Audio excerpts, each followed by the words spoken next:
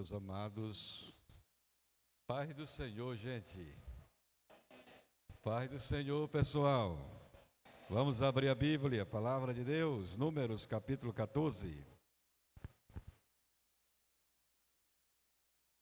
Livro de Números, capítulo 14, versículos 22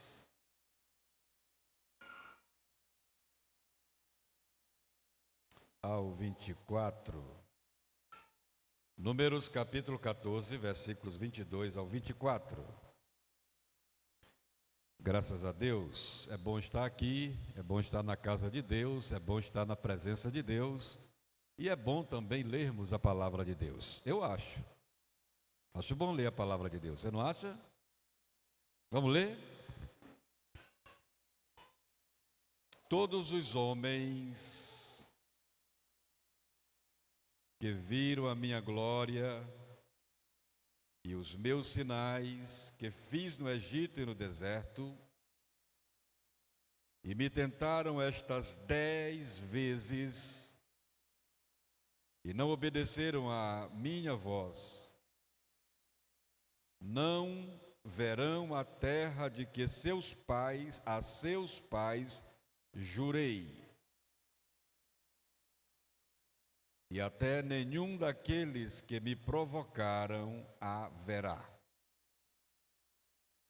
Porém, o meu servo Calebe, porquanto nele houve outro espírito, e perseverou em seguir-me, eu o levarei à terra em que entrou, e a sua semente a possuirá em herança. Amém. Podeis sentar, meus amados. A Deus toda a glória. Nos aproximamos do nosso Aviva, um tema que já foi modificado para avivados, tema avivados para a última hora. É o tema da nossa programação, a terceira edição deste trabalho de avivamento. Se Deus quiser, estaremos dando início no próximo dia 1º de maio. Para a glória de Deus, já vai estar circulando aí os primeiros cartazes para divulgação. Peço que os irmãos, ao receber, compartilhem. Vamos movimentar as redes sociais, divulgando, porque nós somos os hospedeiros, os promotores deste evento. E precisamos, mais do que todos, estarmos não só envolvidos, mas comprometidos. Há uma diferença grande entre envolvidos e comprometidos. E eu exemplifico isso com o casamento. Um marido envolvido no casamento é um marido sem compromisso. Uma mulher envolvida no casamento é uma mulher sem compromisso, envolvido. Aqui e acolá. Se der, vai, se não der, não vai. Se der para fazer, faz. Se der para estar presente, está. Se não der, não está. O marido tem que ser comprometido com o casamento, bem como a mulher, esposa, deve ser comprometida com o seu casamento. Ambos comprometidos com a sua família. Assim também é a relação do crente com a igreja. Quando você observar um crente que falta um culto como esse, que é um culto oficial, e não dá informação nenhuma, fica assim no silêncio, especialmente quem lidera e quem assenta, e quem lidera e quem tem cargos na casa de Deus, fica no silêncio. Parece-me que são manifestações de crentes envolvidos. Os comprometidos se preocupam, os comprometidos não têm sossego. Estando em casa, quando escuta o hino aqui, De lá fica, meu Deus, era para eu estar lá, eu não fui por uma bobeira que dei. Cheguei um pouco atrasado e não quis chegar lá assim, mas estou aqui e não estou bem. O crente comprometido é esse crente, como aquele pai de família responsável, que não alcança aquilo que ele propôs no seu dia de trabalho. Para suprir na sua família, ele chega preocupado, porque vai faltando algo e ele não conseguiu atingir. Assim é o cristão, comprometido com Deus e comprometido com a sua obra. Eu digo isso para despertar-nos a força do compromisso interior que se manifesta no exterior, na vida de cada crente. Porque cada um de nós somos membros deste corpo. E se em nós há um membro que não se compromete com o bem-estar do corpo, em obediência à cabeça que é Cristo, alguma coisa está errada. Amém, igreja? Quem pode glorificar a Jesus? Meus amados, então nós nos aproximamos a cada passo do Aviva, na nossa terceira edição. E eu peço que os irmãos, portanto, compartilhem os cartazes. O primeiro que vai sair agora, já deve estar, não sei se a missionária Deus já compartilhou. Então vai sair agora e logo mais vai sair mais cartazes. Depois vai sair individualmente o de cada dia e nós vamos, assim, vamos divulgando e vamos comentando e vamos convidando as pessoas, falando para as pessoas do que está acontecendo, tá bom? Para os seus amigos, certamente a nossa área, de número 34, quase todas deverão estar conosco participando deste movimento, tá? Deste movimento de avivamento. Não é um movimento qualquer. Não interessa a mim um movimento qualquer. Não interessa a você, eu creio que não, um movimento qualquer. Não nos interessa fogo estranho. Fogo estranho não interessa a nós. Pelo menos a mim não interessa. Nós queremos fogo de Deus. Aleluia. E nós queremos não movimento, mas avivamento. O avivamento produz movimento e nós queremos avivamento. E o avivamento produzirá movimento em nosso meio. Meus amados, estive na minha cidade, na minha terra natal, participando de três eventos diferentes um do outro. Participando e ministrando, e para mim foi muito bom estar lá entre os meus irmãos, a igreja mãe, onde eu nasci, conviver e reviver novamente em ambiente de culto, e em especial a responsabilidade de estar ministrando a palavra de Deus, o que eu fiz com alegria, muita alegria, contando com as bênçãos de Deus. E muito bom poder desfrutar com aqueles irmãos, reviver momentos lá do passado, quando nós conversávamos. E eu vi muitos testemunhos, coisa boa, e eu compartilho essa alegria com a igreja. Agradecer a todos pela cobertura de oração, a mim dado nesta minha viagem, nesta minha missão. Mas hoje aqui estamos juntos, participando de mais um culto de Assembleia Geral, fazendo meditação na Palavra de Deus mais uma vez. Nós precisamos permitir que a Palavra de Deus que será ouvida, que ela adentre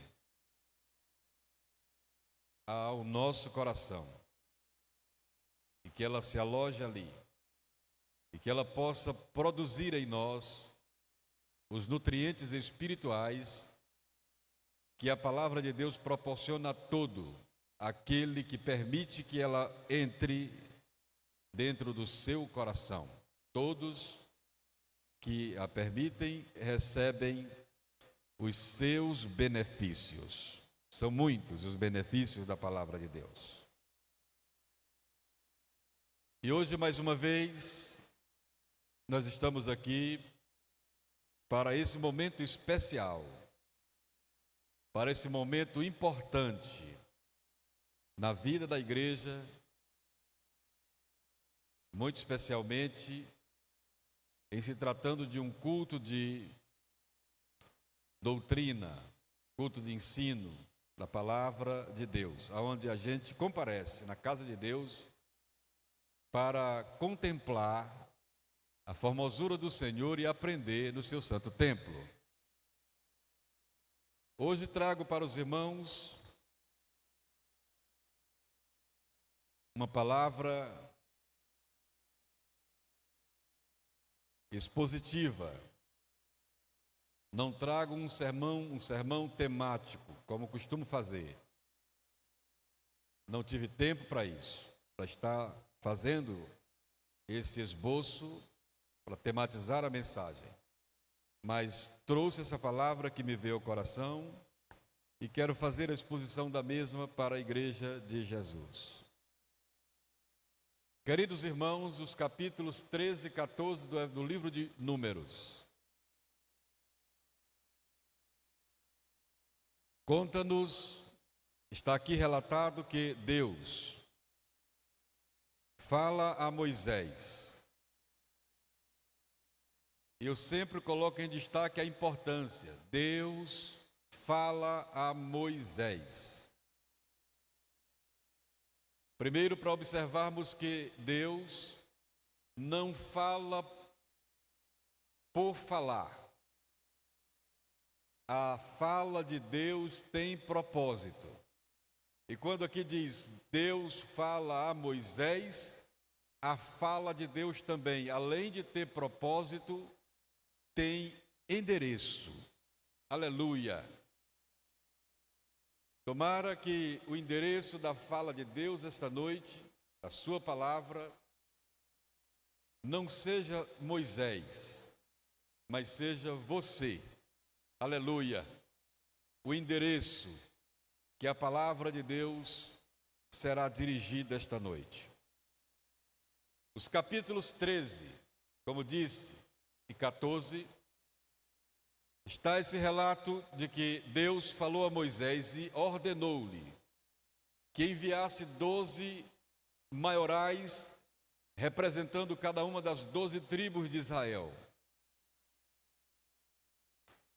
com a missão de espiar a terra prometida, terra que eles saíam, desde que Deus deu essa ordem, há 2 anos atrás.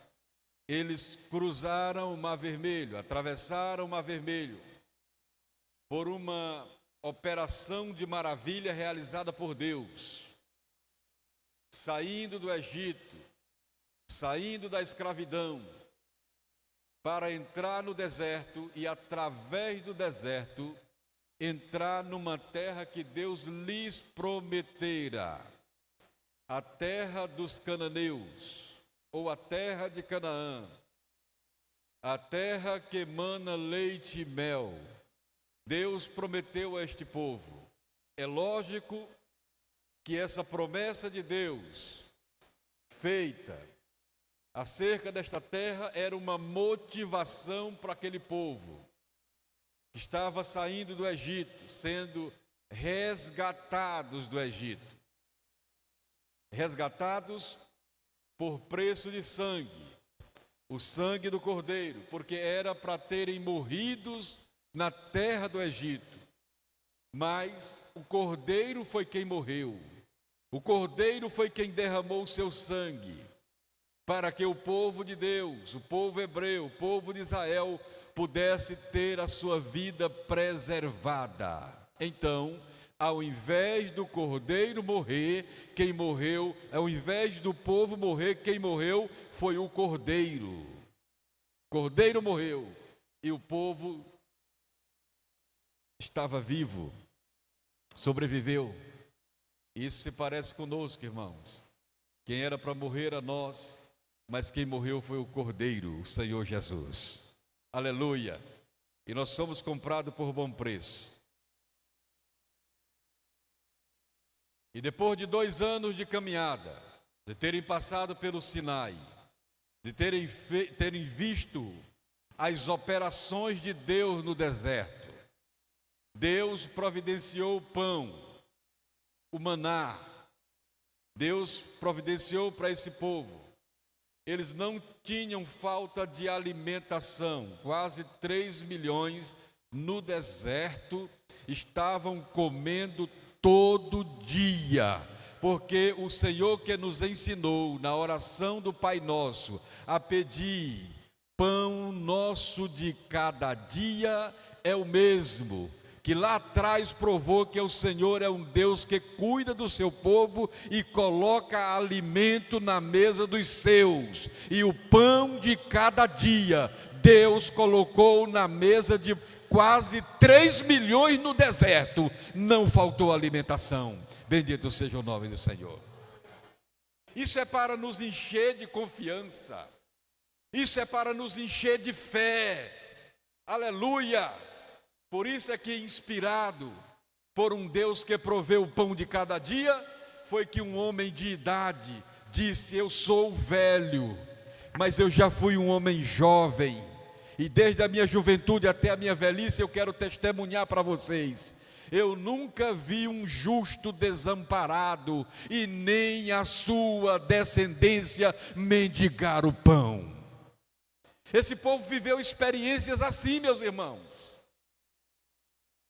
de um Deus que cuida de 3 milhões no deserto. Esse povo viveu ainda outras experiências fortes. No deserto eles tiveram falta de água para tirar a sede daquela grande multidão.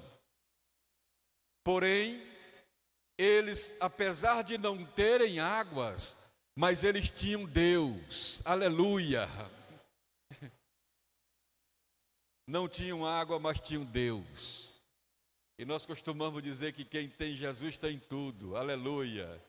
Tem pão, tem água, tem vestimenta, tem toda espécie de provisão. Quem tem Jesus tem tudo. E é fato, porque houve um momento em que eles não tinham água.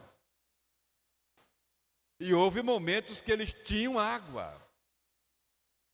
Primeiro eles tinham água, mas a água não podia ser bebida, porque eram amargas, mas eles, apesar de terem águas que não podiam ser bebidas, mas eles tinham Deus.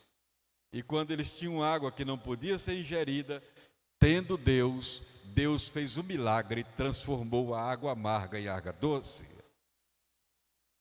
E quando não tinha água de jeito nenhum, Deus fez brotar água da rocha e todo o povo bebeu água. Não faltou na jornada as provisões de Deus, não faltou vestimenta, as vestes de ninguém se acabaram.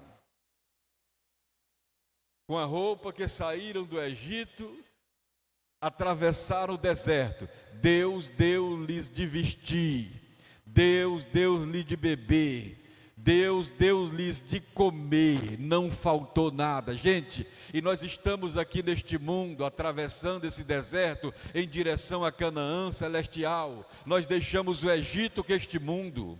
Nós deixamos o diabo, o faraó, um símbolo de diabo, o faraó, com suas ideias, com seus projetos, com os seus planos para destruir a igreja, para destruir Israel. Mas nós deixamos este mundo, somos igreja, tirados para fora de onde? Tirado para fora do mundo.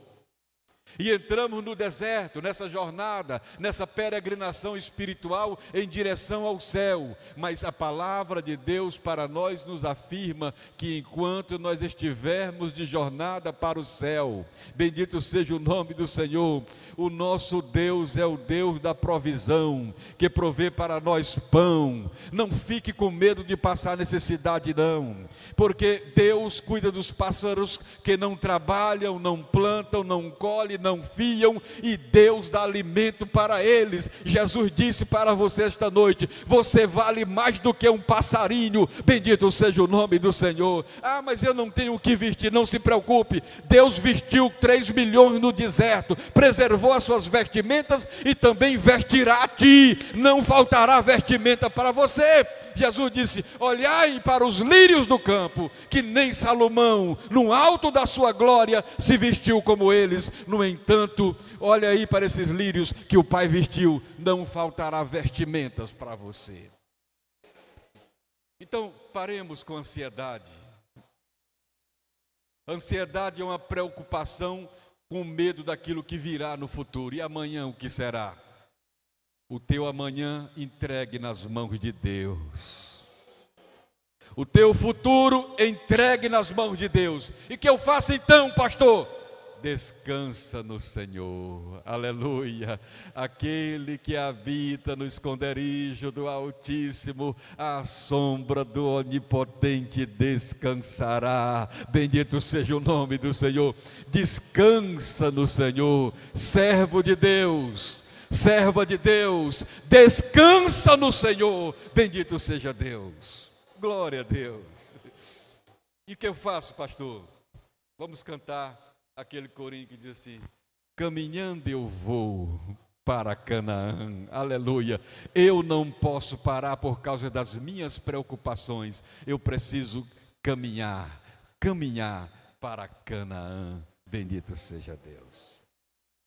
Meus irmãos, e os 12 foram por ordem de Moisés, porque Deus não deu ordem ao povo, deu a Moisés, e deu através de Moisés. Não foi Deus que falou direto com o povo, falou com Moisés. Vamos fazer, faça isso. E então eles foram, olharam a terra, quando chegaram na terra, perceberam a terra, viram o fruto da terra, um cacho de uva grande que 2 homens, para trazerem de volta, para mostrarem, para fazer uma demonstração de que a terra de fato era boa. Mas eles viram lá também as cidades muradas, cidades fortalezas, viram gigantes na terra, onde estavam os filhos de Anak, que eram homens grandes, fortes, gigantes. E quando eles voltaram, os 12 voltaram para trazer o relato, Moisés e todo o arraial estava em Cádiz Barneia. Cádiz ficava a 80 quilômetros de Beceba, sul das terras de Israel, 80 quilômetros. Eles estavam perto, eles estavam praticamente no portal de entrada da terra prometida, bem perto da terra da promessa. E Deus os mandou olhar a terra. E quando eles chegaram para trazer os relatos, o povo, Moisés e o povo, estavam ansiosos, aguardando para ouvir os emissários trazerem um relatório daquela viagem. E quando chegaram, disseram assim: olha, a terra é boa, está aqui o fruto da terra. Qual foi a reação do povo quando viu o fruto da terra? Alegria, estímulo. Que bom, o lugar é fértil mesmo, que maravilha. Porém, o que ocorre é que começaram a relatar essa realidade que eles viram. As cidades são fortes, os homens são gigantes. Então, lá não é fácil não. Quando eles contaram isso, o povo entrou em grande alvoroço. Naquele primeiro momento, um dos espias, chamado Caleb, levantou-se e defendeu a terra. E levantou a confiança do povo em Deus. Gente, Deus é maior, Deus é conosco. Se Ele se agradou de nós, aquele povo não nos resistirá a nós não. A terra é boa. Mas a multidão falou mais alto. A multidão falou mais alto. E aquilo foi se agravando e começaram agora a lamentar e a dizer assim: porque Deus nos tirou do Egito, não nos deixou morrer lá no Egito, porque Deus não nos deixa morrer aqui nesse deserto. E foi agravando. O primeiro momento eles choraram a noite toda, e decidiram, a grande multidão decidiu apedrejar Moisés, e tomaram a decisão de levantar um líder para voltar para o Egito. E quando Moisés ouviu aquilo, a Bíblia diz que Moisés caiu com o rosto no chão, juntamente com seu irmão Arão, que eram líderes, caíram com o rosto em terra, apertados. Eles caíram com o rosto em terra, não foi quando eles disseram que iam apedrejar a Moisés e a Arão, não. Eles caíram com o rosto em terra quando disseram: vamos levantar um líder para voltar para o Egito. Sabe o que é isso, gente? Em momentos em que a fé falta para muitas pessoas, muita gente procura alguém que possa fortalecer o seu pensamento de fraqueza em sua fé para voltar para o mundo. Mas nesse momento o Caleb teve um reforço muito grande, Josué, que rasgaram as vestes para chamar a atenção. Rasgar as vestes é para chamar a atenção. É um ato de loucura, porque o povo estava em grande alvoroço. Como fazer para que o povo pudesse prestar atenção um pouco no que eles iriam dizer? Rasgaram as vestes. E falaram, incentivando o povo: gente, vamos lá. Nós vamos conquistar. Esse povo não resistirá a nós. O nosso Deus, se agradar de nós vamos lá e vamos vencer, gente. Mas o povo estava resolvido a apedrejar Moisés, levantar um líder e voltar para a terra do Egito. Nesse momento a glória de Deus se manifesta. Quando a glória de Deus se manifesta, o povo se aquieta. Deus fala com Moisés e disse: Moisés, decido matar esse povo e de ti fazer um outro povo. Mas Moisés é pastor, gente. Aleluia. O Moisés de 40 anos de idade talvez dissesse: tá bom, então tá legal. Mas o Moisés com 80 anos de idade, um Moisés provado, um Moisés que aprendeu, um Moisés que sofreu, um Moisés que passou por um propósito, por um projeto de Deus. Ele passou por um período difícil, que foi um propósito de Deus na vida de Moisés, 40 anos no deserto. Ele não tinha talvez uma consciência plena, mas Deus o estava preparando para uma missão maior. Quando Deus disse para ele que iria matar o povo e dele suscitaria um novo povo, Moisés disse: não, Senhor, perdoa esse povo, Senhor. O que os egípcios vão dizer? O Senhor tirou esse povo de lá e não deu conta de introduzir na terra. Parece que nesse momento ele se pega dando conselho a Deus. Não é isso não.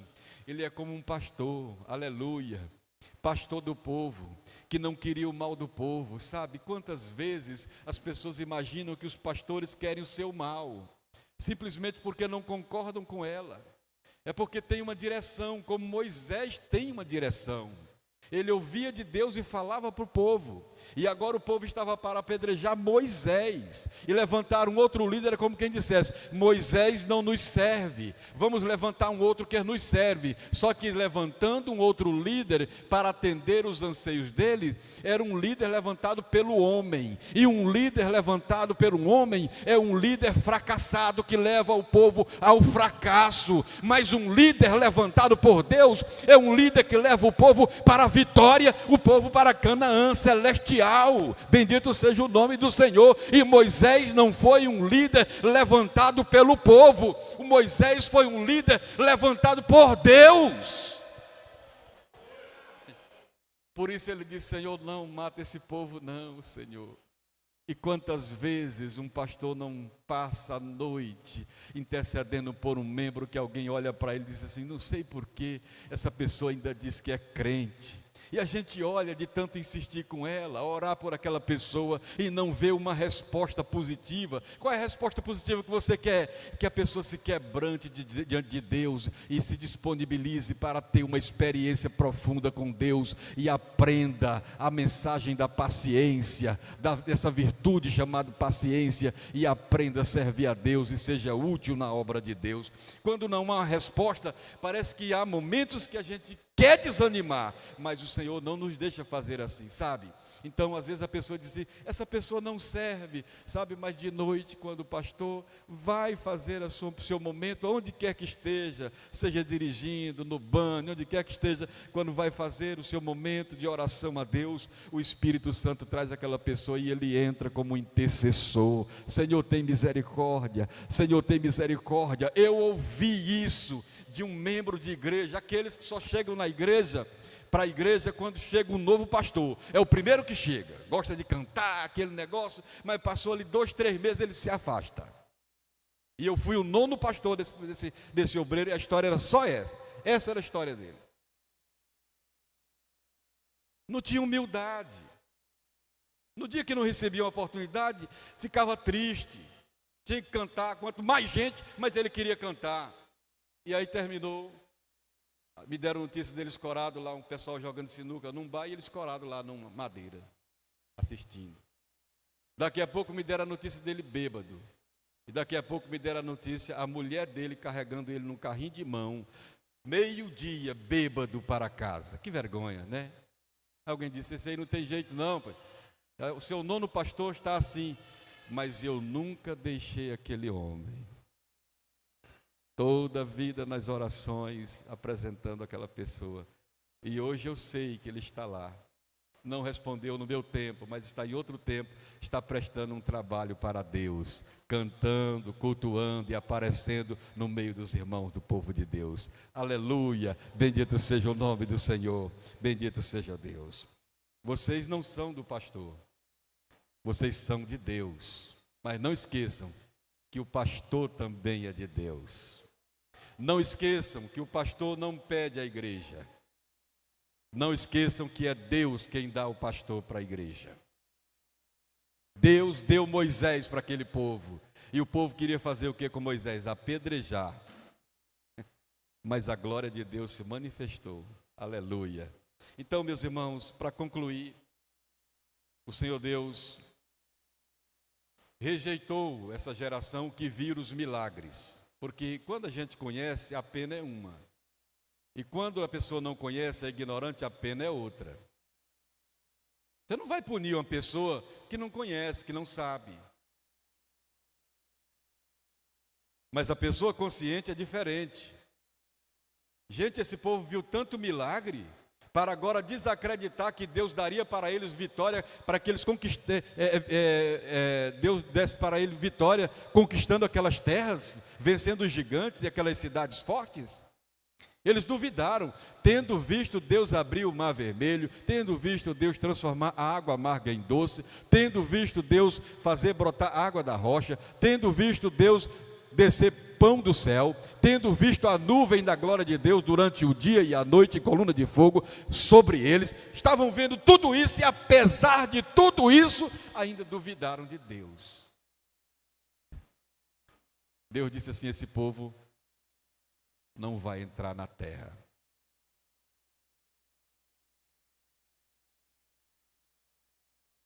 Mas o Senhor Deus está dizendo aqui, porém meu servo Calebe, aleluia, Deus está dizendo, esse povo não entra na terra que eu jurei dar a seus pais, nenhum daqueles que me provocaram. Deus atendeu com uma provocação. Por quê? Porque sabia que não devia fazer e fazia. E Deus entendeu que era uma provocação. Então, cuidado para você não provocar Deus.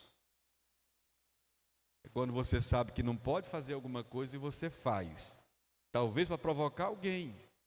Mas você não está provocando alguém. Você está provocando a Deus. Cuidado para você não provocar a Deus. Esse povo provocou a Deus. E Deus está falando isso. Esse povo me provocou. Porém, meu servo, como Deus tem prazer de chamar Calebe de servo. Meu servo Calebe. Aleluia. Você é servo de Deus?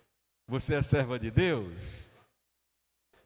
Meu servo Calebe, porquanto nele houve outro espírito, diferente do espírito da multidão, que queria levantar um líder para voltar para o Egito. Que espírito é esse, gente? Espírito mundano.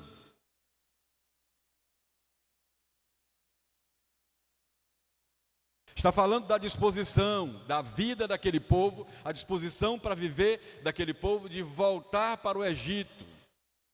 E desanimou com relação a prosseguir para frente, de ir para a terra de Canaã. Então, em Caleb houve um outro espírito, houve um outro pensamento, houve um outro comportamento, houve uma outra atitude. Enquanto a multidão pensou em voltar para o Egito, Caleb disse: não, eu quero ir para Canaã. A multidão está querendo voltar para o Egito, mas eu quero ir para Canaã. Nele houve outro espírito, segue o texto, e perseverou em seguir-me. Deus está dizendo, ele perseverou em seguir-me. Gente, perseverar em seguir a Deus apesar das dificuldades, eu ainda assim quero continuar a jornada para o céu. É isso.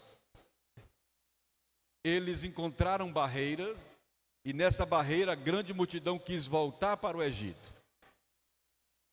Mas o Caleb não.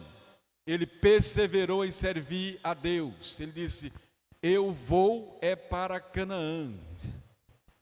Essa dificuldade não tira de mim a capacidade de continuar. Apesar das lutas, eu vou para o céu. O crente deve colocar isso em seu coração. Apesar das lutas que eu enfrento, eu vou para o céu. Apesar das lutas que eu enfrento nesse mundo, eu jamais vou desistir do céu. Eu vou para o céu. Eu não vou desistir, não. Pode que alguém desista, pode que alguém pare de perseverar, desanime, mas nós devemos perseverar. Vale a pena, gente. E o Caleb, Deus está dando testemunho que ele perseverou. E Deus disse, versículo 24: eu o levarei à terra em que entrou, a terra que ele foi espionar, e a sua semente possuirá em herança. Deus está dizendo que ele entraria na terra. O povo não, morreu no deserto, sem entrar na terra prometida, por causa do seu comportamento, por causa da provocação a Deus, ficaram no deserto. Mas o Caleb entrou na terra prometida. E eu encerro, gente, no capítulo 14 de Josué, quando Caleb chega para Josué e disse: Josué, fazem 45 anos daquele acontecido, que nós, quando viemos espionar essa terra aqui, nós defendemos que Deus daria vitória ao seu povo nessa terra. E agora, depois de 45 anos, eu estou vendo que Deus é fiel. Aleluia. Deus fez até o sol parar, aleluia. Deus nos deu vitória contra povos fortes, e a começar de Jericó, a cidade amurada, Deus derrubou a muralha e o povo conquistou, gente. E depois dessas conquistas todas, agora o Caleb chega para o Josué e disse: 45 anos se passaram, Josué, e eu estou aqui para lembrar a ti que eu tenho uma promessa de Deus. Deus disse que daria para mim e para a minha geração, para a minha posteridade, as terras aqui. E eu vim aqui para requerer essas terras. Tudo bem, você quer as terras? Sim, quero as terras. E qual é a terra que você quer? Ele disse: eu quero a terra das montanhas, onde estão os descendentes de Anak, a terra onde estão os gigantes. Eu quero essa terra. Você quer essa terra? Você tinha 40 anos quando você veio aqui inspecionar. Agora você tem 85 anos e você vai escolher justamente a terra de gigantes? Ele disse: pois é, 45 anos se passaram, eu tenho 85 anos agora, mas as forças ainda estão em mim. Bendito seja o nome do Senhor. E eu quero essa terra de gigantes. E Caleb venceu os gigantes e conquistou as montanhas e plantou ali a sua família. Bendito seja o nome do Senhor. Por que isso aconteceu, gente? Porque Deus é fiel. Deus é fiel. Persevere em servir ao Senhor, porque Deus certamente fará com que você alcance todas as suas ricas promessas. Bendito seja o nome do Senhor. não desista.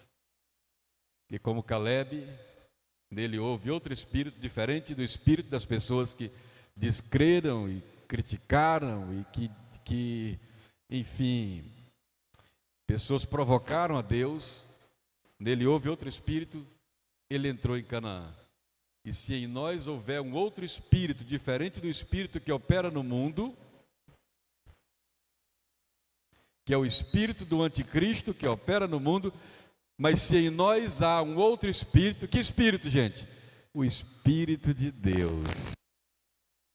Se em nós há um outro espírito, gente, nós vamos fazer as coisas diferentes do mundo, seguir as orientações do Senhor e por fim nós entraremos na Canaã ou em Canaã celeste.